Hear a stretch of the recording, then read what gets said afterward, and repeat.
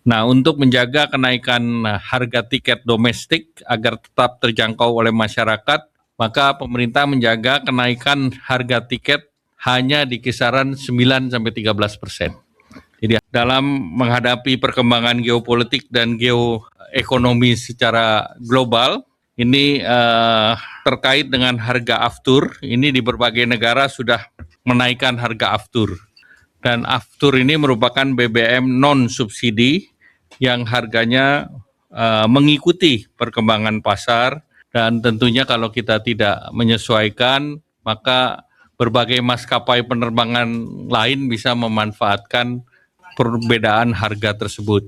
Nah, kenaikan harga aftur ini tentu mempengaruhi struktur biaya operasional dari maskapai nasional, di mana harga aftur itu berkontribusi terhadap 40% dari biaya operasional pesawat.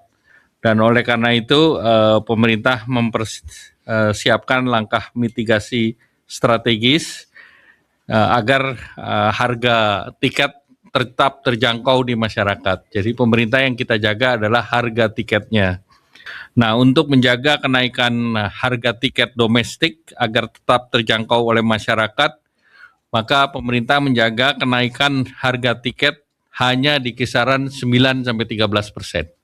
Jadi harga tiket di kisaran 9-13% dengan langkah-langkah sebagai berikut.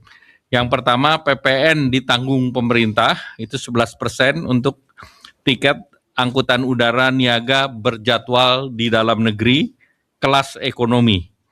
Nah, dengan perhitungan tersebut, jumlah subsidi yang kita berikan oleh pemerintah itu sekitar 1,3 triliun rupiah. Nah, per bulannya. Jadi kalau kita persiapkan untuk 2 bulan, maka ini 2,6 triliun agar harga tiket naiknya maksimum di 9-13%.